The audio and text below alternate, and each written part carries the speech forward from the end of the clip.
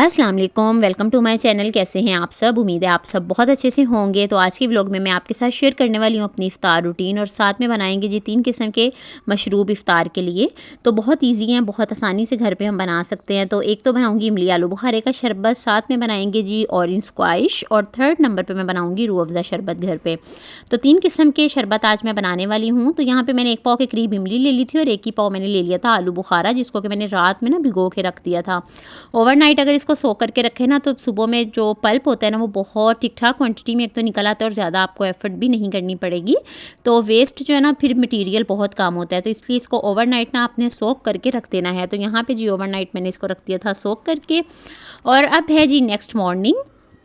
तो next morning में मैं बनाऊंगी सबसे पहले तो ऑरेंज स्क्वाश। तो मेरे पास कुछ ऑरेंजेस थे यहाँ पे, जिनका कि मुझे चाहिए था जूस। तो मैंने सोचा थोड़े से ही हैं, इनको मैं क्या मशीन निकालूं और उसको मैं फिर निकाल के उसमें जूस बनाऊं।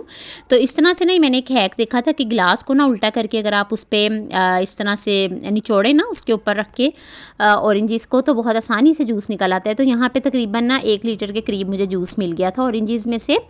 तो मेरी कोशिश भी यही थी कि कम से कम 1 लीटर हो। तो अगर 1 लीटर आप ले रहे हैं ना जूस, तो उसमें आधा किलो के करीब आपने चीनी ऐड करनी है, हाफ़ क्वांटिटी में। तो मैंने आधा किलो इसमें चीनी ऐड कर दी और उसके बाद इसको पकने के लिए रख दिया। जब आप पकने के लिए रखेंगे इसको, तो आपका झाग अलग हो जाएगी और पानी पानी सा अलग हो जाएगा। बस आपने मीडियम फ्लेम पे इसको पकाते रहना है इस स्टेज पे, जब तक ये थोड़ा गाढ़ा नहीं हो जाए। जब थोड़ा सा गाढ़ा हो जाए तो इसमें आपने ऐड कर देना है लेमन जूस। लेमन जूस से इसका फ्लेवर बहुत अच्छा आएगा। तो गाढ़ा हो गया था ये अच्छे से, और इसमें मैंने अब लेमन जूस ऐड करके ना इसको बंद कर दिया था इसकी फ्लेम को, क्योंकि जब ये ठंडा होगा ना तो ये गाढ़ा हो जाएगा।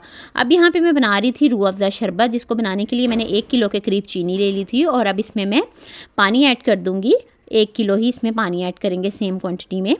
तो यहाँ पे जी 1 किलो ही इसमें मैंने पानी डाल दिया था, और अब मैं इसको पकने के लिए रख दूँगी। इसमें मैं यूज़ करूँगी एसेंस, जो कि बहुत आसानी से ना आपको मिल जाते हैं बेकरीज़ वगैरह से। तो खैर यहाँ पे जो ऑरेंज स्क्वाश था ना, वो भी ठंडा हो चुका था, तो उसको मैंने डाल दिया था इस तरह से बॉटल में। तो हाफ़ लीटर के करीब ना मुझे ये मिल गया था ऑरेंज स्क्वाश, जो कि 2-3 दिन ना हम इजीली इसको ना यूज़ कर सकते हैं। इसका फ्लेवर बिल्कुल टैंग जैसा है, जैसे हम टैंग बनाते हैं ना, बिल्कुल उस टाइप का इसका फ्लेवर आ रहा था, और कोई इसमें कड़वाहट नहीं आएगी। बिल्कुल बेफिक्र होकर आप बना सकते हैं। तो यहाँ पे भी मैं आपको एसेंस दिखा रही थी, और अभी यहाँ पे मैं कर रही हूँ जो इमली और आलू बुखारे का पल्प था, उसको मैं सेपरेट कर रही हूँ सीड से। तो इस तरह से मैंने एक स्ट्रेनर रख लिया था, नीचे बाउल रख लिया था, और यहाँ पे जितना भी पल्प था ना, उसको मैंने निकाल लिया है पतीली में, और थोड़ा सा मैंने अलग कर दिया था क्योंकि मुझे बनानी थी चटनी। अब इसमें भी मैं 1.5 किलो के करीब चीनी ऐड कर दूँगी, और ये जो पल्प है ये भी किलो के करीब ही होगा। तो 1.5 किलो चीनी इसलिए डाली है कि इमली में एक खटास होती है नेचुरली, वो कम हो जाए, तो इसलिए इसमें मैंने चीनी का ज़्यादा इस्तेमाल किया। इसको मैंने पकने के लिए रख दिया है। अब तब तक इसको पकाऊंगी जब तक ये गाढ़ा नहीं हो जाता। थोड़ा सा इसमें मैंने नमक ऐड कर दिया, तकरीबन 1/4 चम्मच के करीब।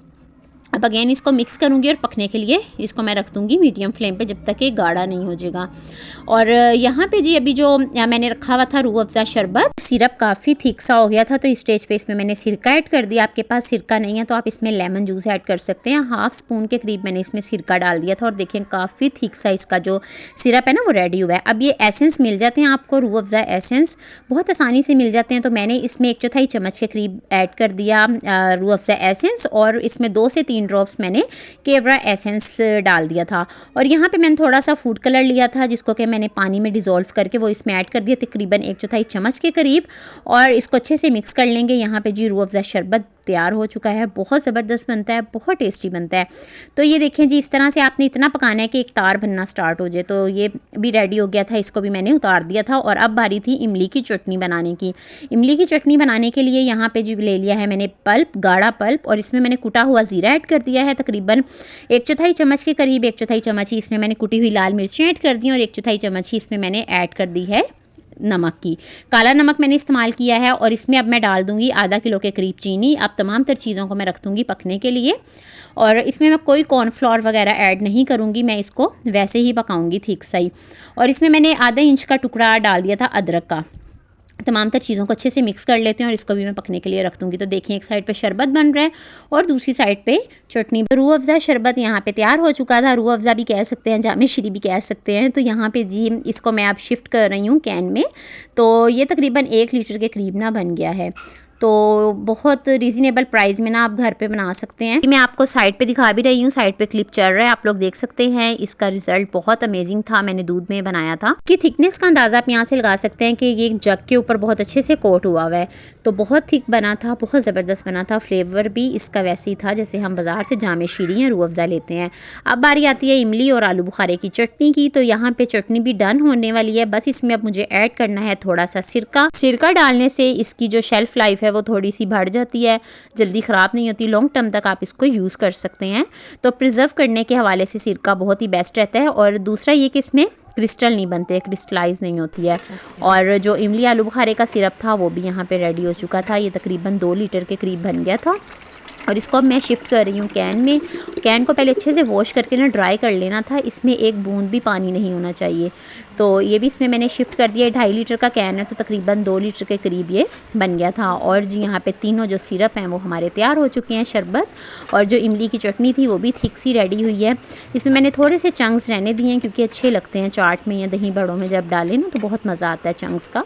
तो आप चाहें तो इसको आप ब्लेंड भी कर सकते हैं। तो यहाँ पे चटनी भी तैयार हो चुकी है। अब मैं इन तीनों चीज़ों को रख दूँगी फ्रिज में, शरबत को भी और चटनी को भी, क्योंकि मेरे पास बाहर जगह नहीं है स्लैब पे, तो इसलिए मैं इसको फ्रिज में रख रही हूँ। अब 10-15 दिन ना बहुत सुकून के निकल जाएंगे। और इमली और आलू बुखारे का जो शरबत है ना, ये तसीर में भी बहुत ठंडा होता है। और रोज़े में क्योंकि फास्टिंग होती है ना, तो उस लिहाज से जब इसको पीते हैं तो इसकी तसीर ठंडी होती है और मैदे जिगर के लिए भी ये बहुत फ़ायदेमंद होता है। अब जी मुझे तैयारी करनी थी इफ्तार की, तो यहाँ पे ज़ोहर के बाद मैंने स्टार्ट कर दिया था अपना तैयारी करना। तो दरमियान में इनके काम मैं दूसरे भी करती रहती हूँ, लेकिन ज़ोहर के बाद से मैं स्टार्ट हो जाती हूँ, फिर टाइम का पता ही नहीं चलता, बहुत जल्दी टाइम ना गुजर जाता है। और जब आप अकेले हो ना करने वाले, तो फिर टाइम से ही स्टार्ट कर लें तो टाइम से इफ्तारी बन जाती है।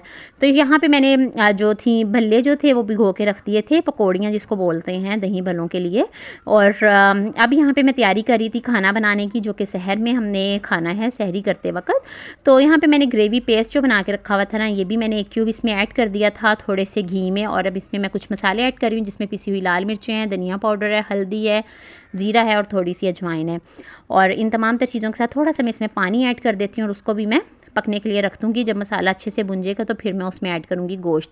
जब तक ये मसाला बन रहा है उतनी देर में मैंने सोचा मैं तुख मलंगा भी भिगो के रख देती हूँ, क्योंकि इफ्तार में इसको यूज़ करना है शरबत में, तो इसलिए इसको भी भिगो के रखना बहुत ज़रूरी है ताकि तब तक ये भी अच्छे से फूल जाए। तो बस ये काम भी हो गया है, उतनी देर में मसाला भी भुन चुका था। और यहाँ पे जी देखें ज़बरदस्त सा मसाला तैयार हो चुका है। बहुत आसानी हो जाती है ग्रेवी पेस्ट अगर बना के रखे हो ना फ्रीज़ करके। तो अब बस इसमें मैंने गोश्त ऐड कर दिया था और अब मैं इसके साथ ही इसकी बुनाई कर लूँगी। मुझे आज सालन में ना माइनर सी ग्रेवी रखनी है, तो उसके लिए ना मैं पहले ही इसको भून लेती हूँ। इससे टाइम भी एक तो बहुत सेव होता है और दूसरा ये कि बहुत लजीज बनता है गोश्त ना। तो बस जब गोश्त की बुनाई हुई तो इसमें मैंने पानी ऐड कर दिया और अब बस इसको मैं मीडियम फ्लेम पे पकने के लिए रख दूँगी। अब यहाँ पे बन रहा है पकौड़ों का बैटर इफ्तार की जान।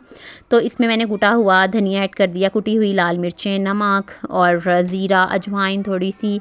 और सब्जियों में मैंने इसमें यूज़ किए हैं पालक, हरी प्याज, सफ़ेद जो प्याज नॉर्मली हम यूज़ करते हैं वो प्याज और आलू, ये तमाम तर चीज़ें ना मैंने इसमें डाल दी हैं। और अब जी इसमें मैं पानी डाल के इसका बैटर तैयार कर लेंगे। और इसमें मैं थोड़ा सा खाने का सोडा भी डालती हूँ, उससे बहुत ज़बरदस्त से पकौड़े बनते हैं, क्रंची से और सॉफ्ट भी होते हैं। तो बस यहाँ पे जी जो पकौड़ों का बैटर था वो भी तैयार हो चुका है। अब बारी आती है दही बड़ों की। तो आपको तो बैक टू बैक दिखा रही हूँ ना, लेकिन यहाँ पे असर के बाद से मैं दोबारा से आई थी किचन में और फिर मैंने ये काम सब स्टार्ट किए थे। तो यहाँ पे दही बड़ों में जो सलाद डालनी थी ना वो भी मैं इसमें मिक्स करके रख दूँगी। फिर इफ्तार के टाइम में ना मैं इसमें दही ऐड करती हूँ। अगर पहले दही ऐड कर लेना तो फिर सारा ही भलियाँ जो है ना वो सोक कर लेती हैं।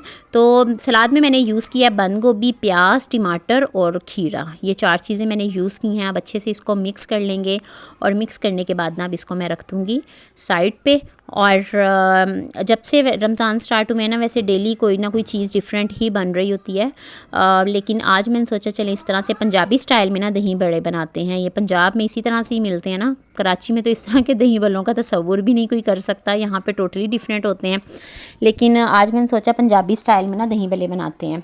तो समोसे भी निकाल के रख लिए थे, एक पैकेट मैंने निकाल लिया था समोसों का और एक ही मैंने रोल का निकाला था, हमारी फैमिली के लिए इतना इनफ होता है। और ज़्यादातर ना पानी ही पिया जाता है, पानी पी के ही पेट फुल हो जाता है। तो यहाँ पे जी दही भल्ले तैयार हो चुके हैं और अब इसको मैं शिफ्ट कर रही हूँ जो मैंने बेचने हैं पैकिंग के लिए। और बाकी फिर इसमें जो है मैं थोड़ा सा सादा दही ऐड करूँगी ऊपर से, और फिर इस पे डालेंगे चटनी और चाट मसाला। तो हाफ़ मैंने इसमें शिफ्ट कर लिए हैं, हाफ़ मैं घर के लिए रख लेती हूँ। और यहाँ पे ये सादा दही है जिसको कि मैंने फेंट लिया था, वो थोड़ा सा ऐड कर देती हूँ थिक सा। और अब इसको अच्छे से ना मिक्स करके तो इसमें मैं अब ऐड कर दूंगी चटनी और चाट मसाला। तो यहाँ पे मैंने इसमें डाल दिया है चाट मसाला, और ये इमली की चटनी है, ये मैंने पहले बना के रख ली थी। ये अभी जो मैंने बनाई है ना वो नहीं है, ये पहले से ही बना के रखी हुई थी मैंने, तो ये इसमें ऐड कर दी है मैंने। और अब जी इसको मैं बंद करके रख दूँगी। तो ये चीज़ें जो है ना ये पहले ही तैयार करके ना मैं फ्रिज में रख देती हूँ, क्योंकि ये आजकल मौसम भी कुछ इस तरह का हो रहा है ना कि ठंडी ठंडी अच्छी लगती हैं खाने में। अभी यहाँ पे बन रहा था शरबत, आज मैं बना रही थी लीची फ्लेवर में। तो यहाँ पे मैंने शुगर को डिज़ोल्व कर लिया था और अब मैं इसमें ऐड कर रही हूँ शरबत और तुखमलंगा। तो तुखमलंगा थोड़ा सा ज़्यादा ही हो गया था क्वांटिटी में, 1 चम्मच आई थिंक इनफ रहता है। तो यहाँ पे जी जो शरबत है वो भी तैयार हो चुका है। और अब मैं पकोड़े जब बनाने के लिए खड़ी हुई हूँ तो चले गई गैस, तो फिर जल्दी से मैंने सिलेंडर ऑन और फिर मैंने सिलेंडर पे ही तमाम तर चीज़ों को फ्राई किया। तो सिलेंडर की जो फ्लेम है ना वो इतनी नहीं होती है कि बहुत जल्दी जल्दी जैसे फ्राई हो जाएँ तमाम तर चीज़ें, तो इसमें थोड़ा सा ना टाइम लगता है सिलेंडर में। तो खैर जी सब चीज़ें टाइम से ही हो गई थी, अल्लाह का शुक्र है। लेट तो अभी तक नहीं हुई, एक दिन भी नहीं लेट हुई, क्योंकि मैं कोशिश यही करती हूँ कि मैं टाइम से ही तमाम तर चीज़ें ना बना के तो रख लूँ, क्योंकि मुझे भेजनी होती हैं हस्बैंड को भी, तो इसलिए फिर मुझे उस हिसाब से ही तैयारी करनी पड़ती है। तो खैर तमाम तर चीज़ों को यहाँ पे मैंने फ्राई कर लिया था, हस्बैंड को मैंने इफ्तार भिजवा दी थी। अब बारी थी हमारी, तो यहाँ पे तमाम तर जो चीज़ें थी उनको मैं रख रही हूँ। प्लेटर सा इस तरह से मैं बना लेती हूँ, इससे क्या होता है कि बर्तन ना बहुत कम भर जाते हैं, ज़्यादा बर्तन नहीं होते हैं। तो ये जी प्लेटर इस तरह से रेडी कर लेते हैं, साथ में दही पड़े हैं, इस पर थोड़ा सा मैंने चाट मसाला ऐड कर दिया और जो चटनी थी वो ऐड कर दी। तो यहाँ पे इफ्तार जो है ना वो हमारी तैयार हो चुकी है। इशाल ने अंदर लगा लिया दस्तरखान भी, और थोड़ी सी इस पर मैंने पापड़ी भी डाल दी थी, क्योंकि दही भले पापड़ी के बगैर तो बिल्कुल अधूरे से लगते हैं। तो चलें जी चलते हैं, अब कमरे में अजान होने वाली है और दस्तरखान भी लग चुका है।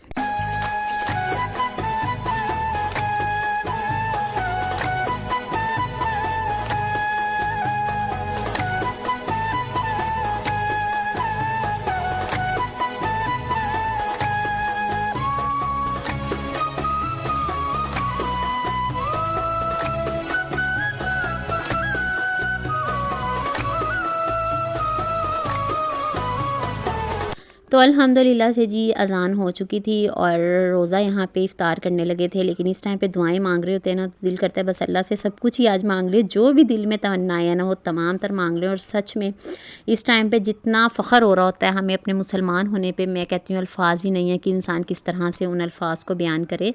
तो बस अल्लाह पाक की पाकी बयान करते हुए और अल्लाह पाक से दुआएँ मांगते हुए, अल्लाह का शुक्र अदा करते हुए जो रोज़ा है वो इफ़्तार किया है। और बस जी ये था मेरा आज का व्लॉग। आप लोगों को कैसा लगा मुझे ज़रूर बताइएगा, और अगर आप लोग चैनल पे न्यू हैं तो सब्सक्राइब कर दें। इंशाल्लाह मिलूँगी नेक्स्ट व्लॉग में। अपना बहुत ख्याल रखिएगा, दुआओं में याद रखिएगा जी। अल्लाह हाफ़िज़।